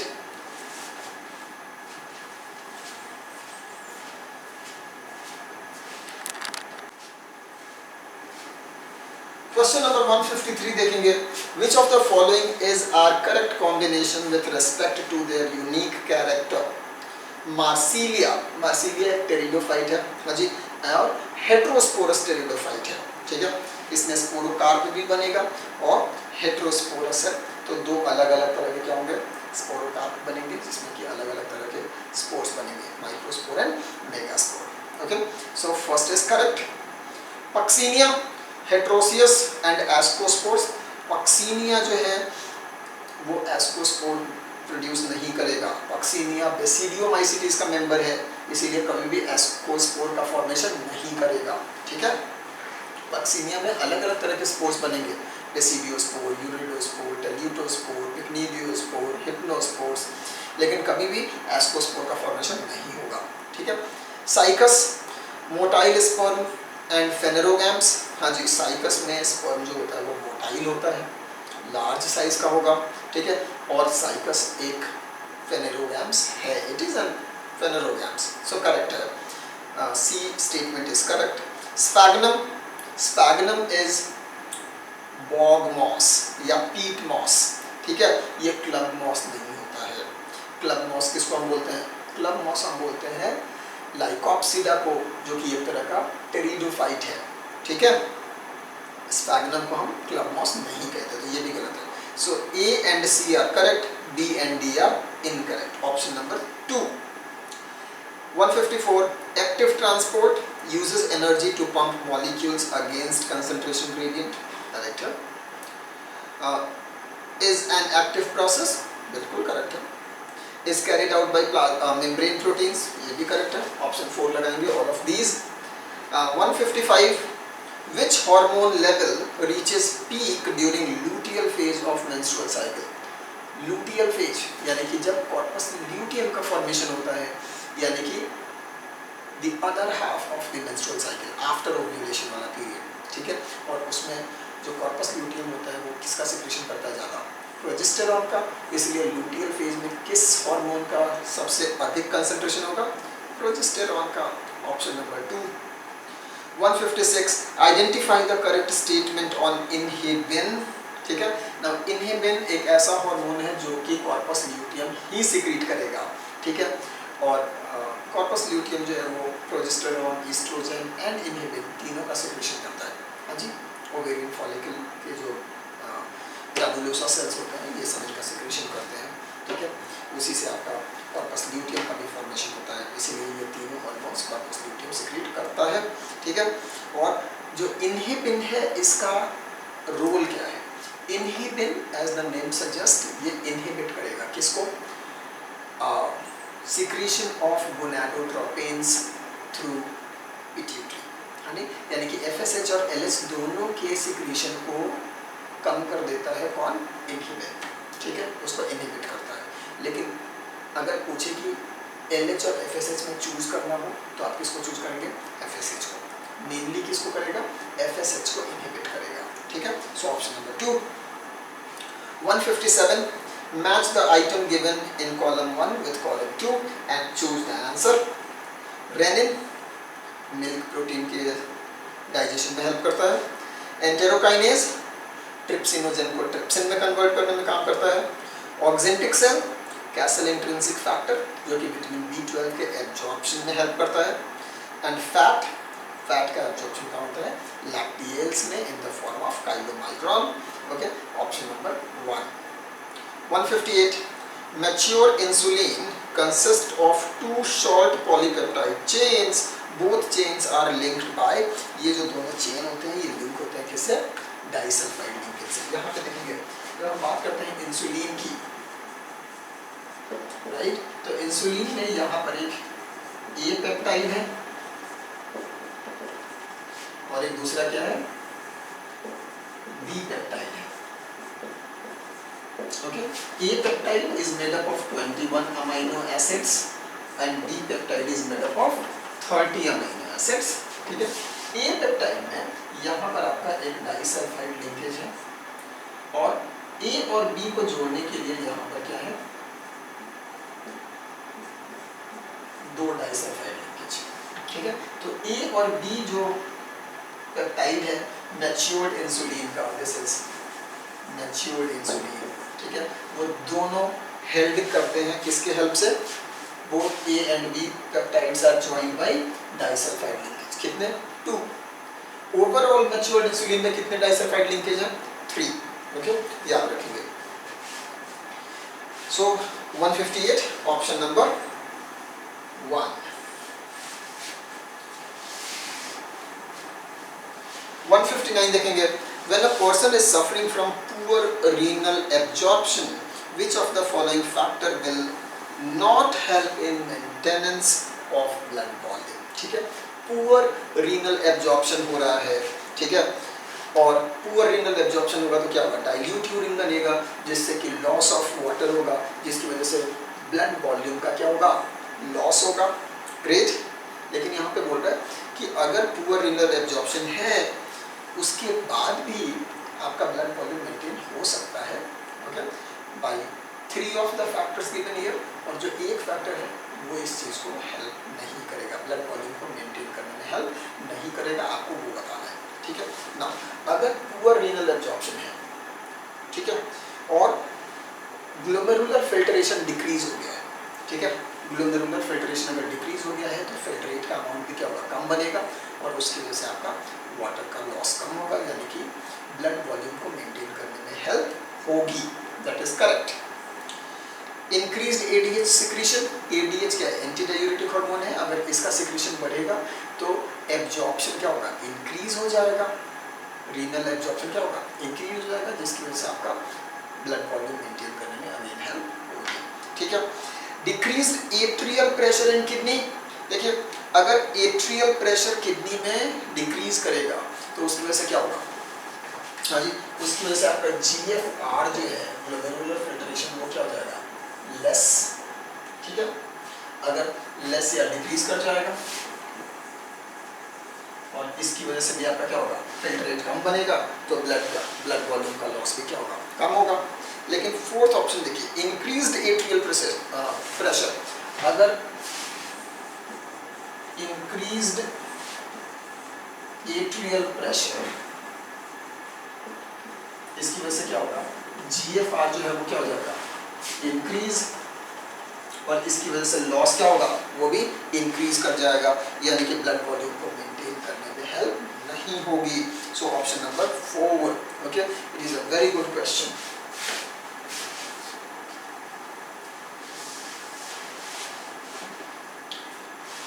Question number 160 देखेंगे।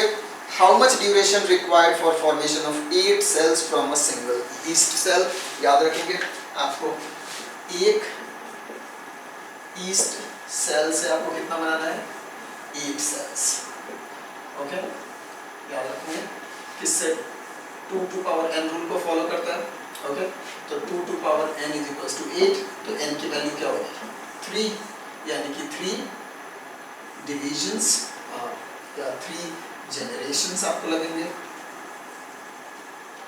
ठीक है। अब याद रखेंगे कि ईस्ट सेल में, एक ईस्ट सेल वो कितना लगता है, 90 मिनट्स टू डबल, तो ईस्ट का डबलिंग टाइम कितना है, 90 मिनट्स, और आपको कितनी जनरेशंस के लिए करना है, 3 के लिए, यानी कि 3 बार करना है, 90 into 3, 270 minutes will be your correct answer, ठीक है। थर्ड ऑप्शन लगाएंगे। 161 देखेंगे, गेमी, हाँ जी, गेमी कहाँ बनता है, गेमा कप्स में, ओके, गेमी कहाँ बनेगा, गेमा कप्स में, ठीक है। और गेमी क्या होता है, gemmae are multicellular green coloured asexual buds, sorry spores, ठीक है, एसेक्सुअल स्ट्रक्चर्स होते हैं ये। तो gemmae are structures of asexual reproduction among, हाँ जी, किसमें, लीवरवर्ट, मॉस, टेरिडोफाइट, एल्गी, ये किसमें होगा, लीवरवर्ट में। कहाँ देखने का मिलेगा, रिक्सिया मार्केंसिया में, ओके, लीवरवर्ट। ऑप्शन 1 लगाएंगे। 162, the basic rhythm of respiration is set by respiration rhythm centre, कहाँ होता है, मेडुला में, ठीक है। 163, the size of chlorophyll molecule is, याद रखेंगे, क्लोरोफिल मॉलिक्यूल में आपके पास एक पोरफायरिन हेड है, ठीक है, पोरफायरिन हेड है, और एक क्या है, फाइटोल चेन है। जो पोरफायरिन हेड है उस वहाँ पे सेंटर में क्या है, मैग्नीशियम आयन है, जो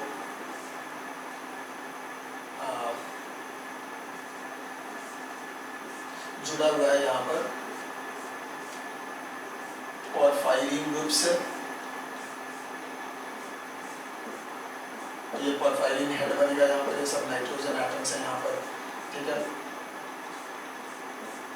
ये जो आपका बन रहा है इसमें और भी स्ट्रक्चर्स होते हैं, और चेन होती है, इसको हम बोलेंगे पोरफायरिन हेड, और ये कितना होगा 15 बाई 15, 15 एंगस्ट्रम बाई, यहाँ से लेकर के यहाँ तक फिर से 15 एंगस्ट्रम, और साइड में यहाँ पर होती है फाइटोल चेन, फाइटोल चेन जो कितने की होती है 20 एंगस्ट्रम की, ठीक है। सो 15 बाई 15 इंटू 20 एंगस्ट्रम, ये क्या है पोरफायरिन हेड, ठीक है। तो क्लोरोफिल मॉलिक्यूल के बारे में अगर कोई पूछे तो इसका साइज क्या है 15 by 15 angstrom head, porphyrin head, and 20 angstrom length किसका है फाइटोल टेल का, ओके ग्रेट। ऑप्शन 1 लगाएंगे।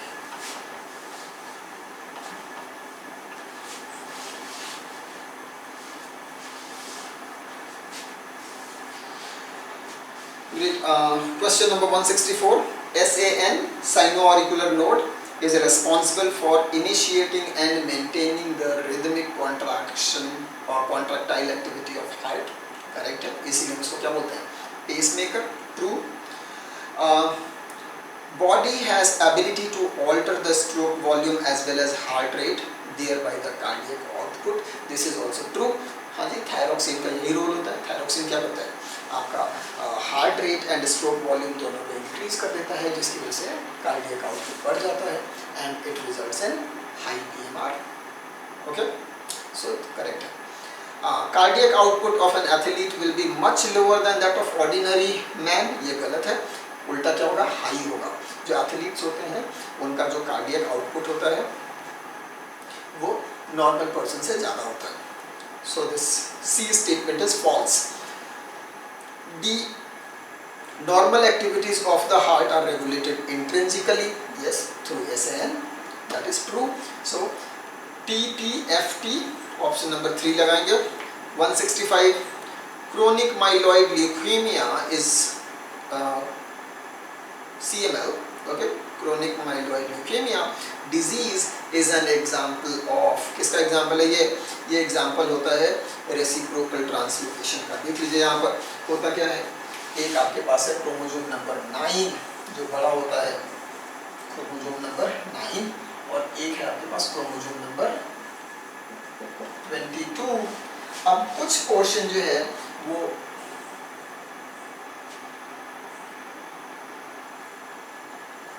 सपोज कीजिए कि 22 जो था वो ऐसे शेडेड कर देता हूँ, तो 22 का आ जाता है कहाँ 9 पे, और 9 का चला जाता है कहाँ 22 पे। ये जो आपका रेसिप्रोकल ट्रांसलोकेशन हुआ है, यानी कि 22 का यहाँ आ गया है और इसका यहाँ चला गया है, इसको हम क्या बोलेंगे रेसिप्रोकल ट्रांसलोकेशन।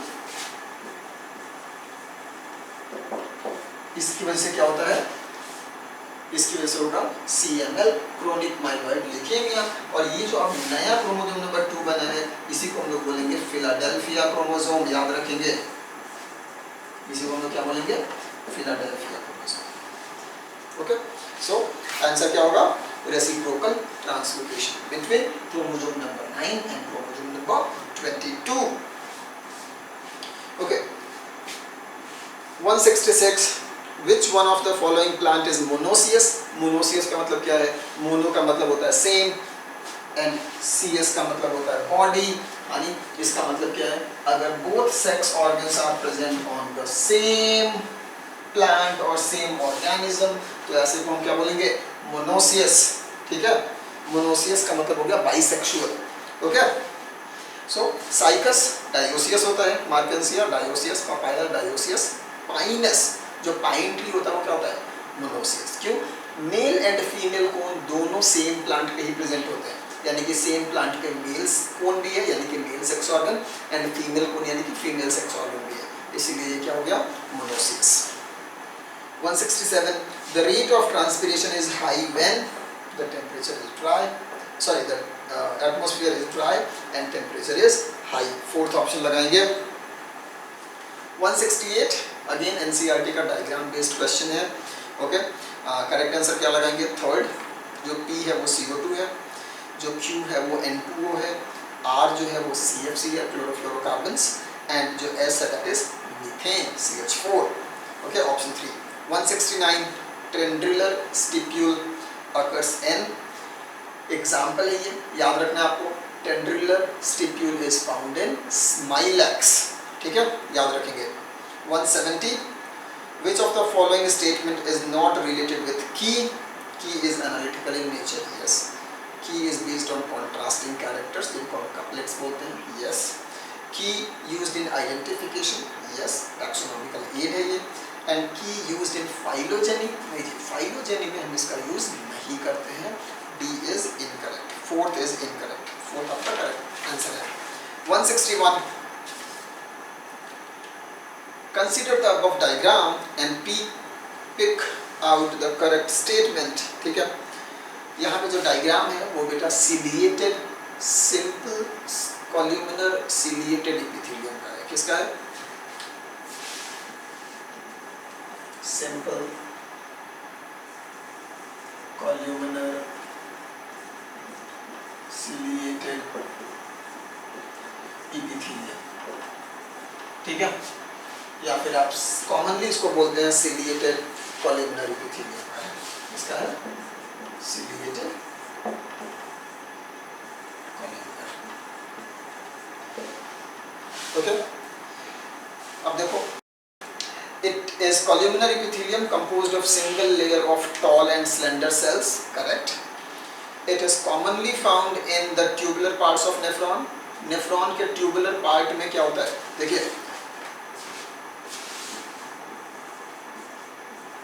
नेफ्रॉन का जो ट्यूबुलर पार्ट है वो किसका बना हुआ है?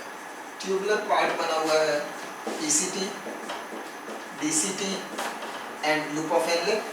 PCT एंड DCT इन दोनों में होगा ब्रश बॉर्डर्ड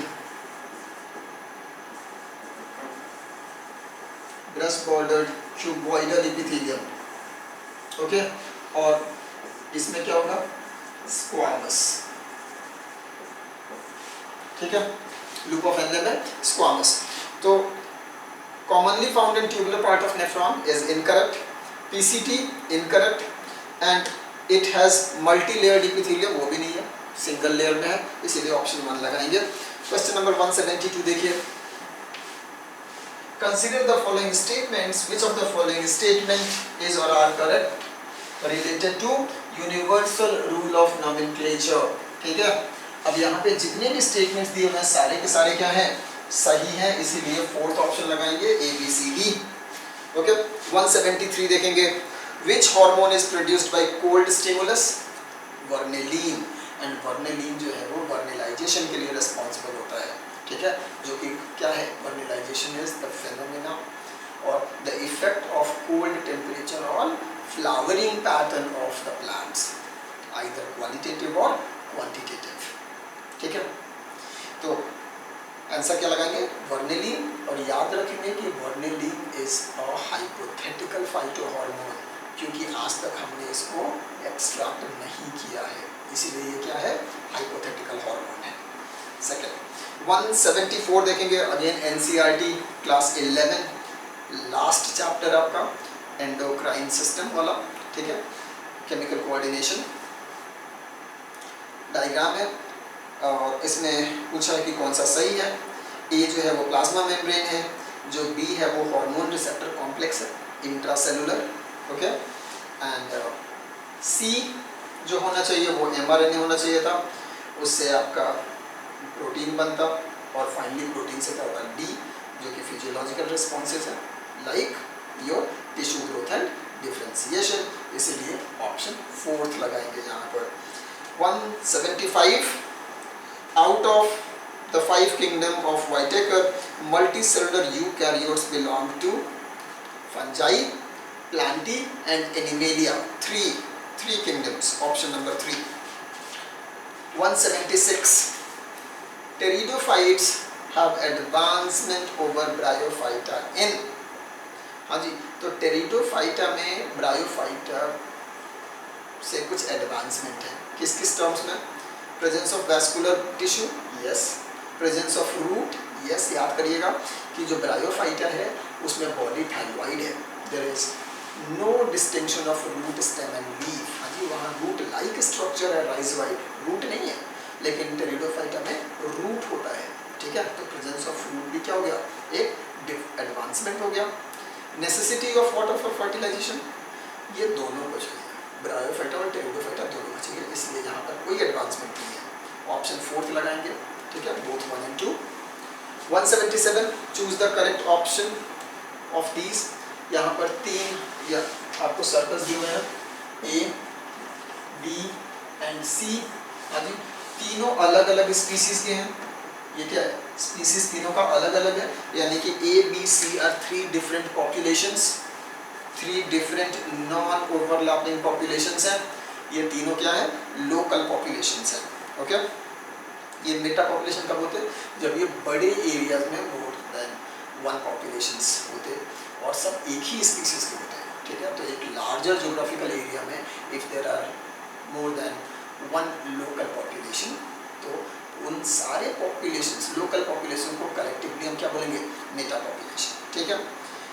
सिस्टर पॉपुलेशन कब बोलेंगे, जब एक लार्ज पॉपुलेशन स्प्लिट हो जाए 2 डिफरेंट पॉपुलेशन में, तो हम उसको क्या बोलेंगे, सिस्टर पॉपुलेशन। यहाँ पर सिस्टर पॉपुलेशन भी दी है।